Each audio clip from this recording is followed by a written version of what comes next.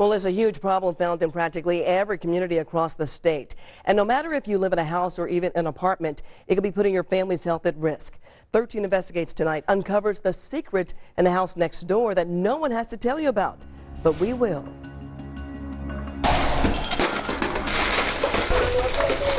The sounds of music from a child's toy is a sad reminder of a growing problem. The plan of attack is to bag everything, get it out of the room without contaminating any other rooms. Everything that belonged to this family. We have the respirators. Is now trash. Puncture-proof latex gloves. So the house can be decontaminated. And it's happening all across the state.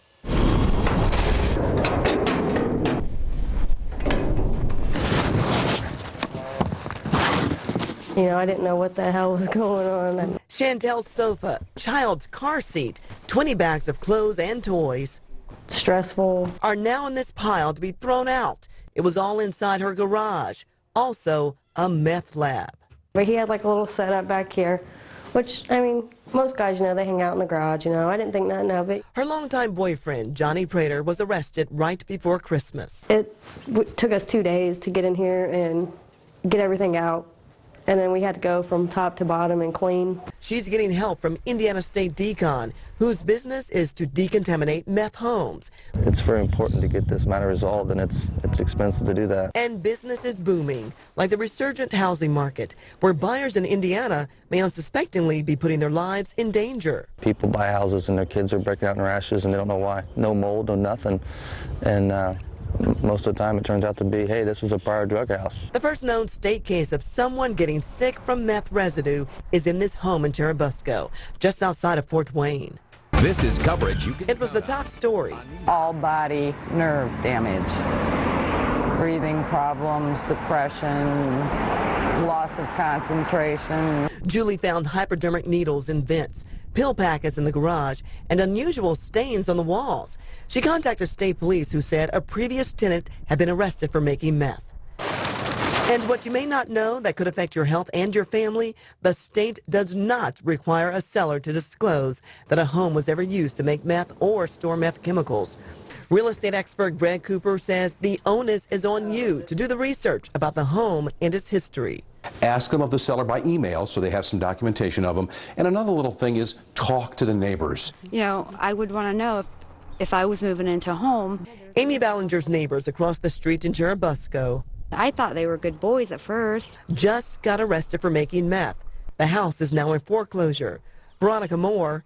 I would probably, you know, tell them the story. Lives next door. If it was manufactured in the home, then I think that the next person who's buying the house should know about that. And the issue is not just with homes, but apartments too. Until we told her, this Muncie mother had no idea she was living next to a unit where meth was found. I think I'm definitely going to be confronting the landlord first thing tomorrow. It's something I should have been aware of with children. We found her apartment complex on the state's clandestine laboratory registry. It's the massive list showing where meth labs have been shut down all across the state. And here are the top 13. Madison is the #1 county. This Anderson home is on the list. If this address came up as a meth home. No, that was false. She only admits her boyfriend was arrested for meth and is spending 10 years in prison. 3 blocks away, another house on the registry behind a university. Yes, they had 2 kids that are now in foster care. Amber Joy's neighbors were also arrested. I had called the State Board of Health because I'm like, this isn't right, because they're going to just rent this out to somebody else, and we don't know, if it's, safe or not. 1613 Dewey Street here in Anderson in Madison County is one of the latest homes seized by Indiana State Police. The green sign warns neighbors the owner had to be out 5 days after that date.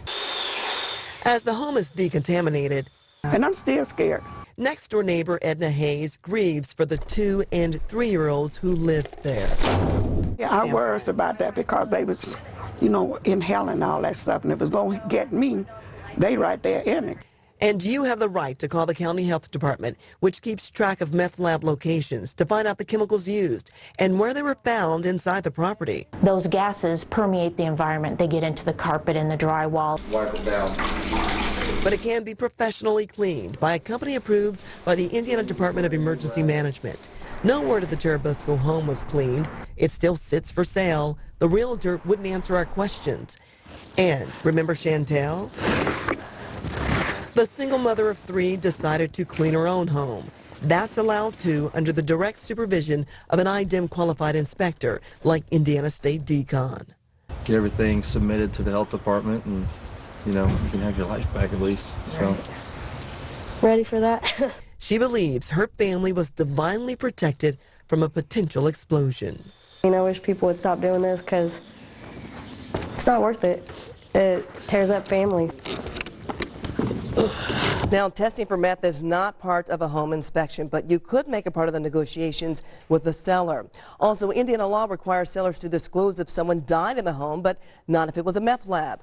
However, the state legislature recently passed a meth disclosure bill for vehicles. That is now on Governor Pence's desk. For more information about meth test kits for your home or your apartment, and to see the state's registry of meth labs in your county, just go to our website at WTHR.com.